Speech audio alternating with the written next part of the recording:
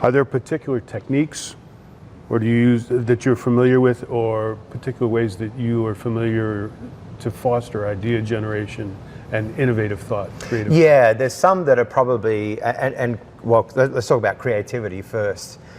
Creativity really comes out of the space to be creative. And so first thing I'm always saying to anybody, if you want to be creative, find a creative space, right? That could be just a beautiful piece of land, it could be a mountaintop, it could be a stream, it could be just some music in your room, it could be anything that allows you that space. So what does that then look like, for example, when you're brainstorming creative ideas?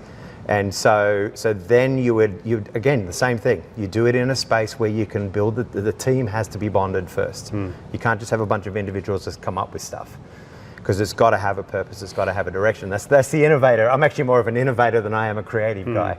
And so in terms of that, there's the location, there's the space, the kind of the posture of creativity. And then in terms of the questions, it's we're starting to think about, well, what are some of the challenges that are out there? What are things that are sitting out there? What are we trying to solve here?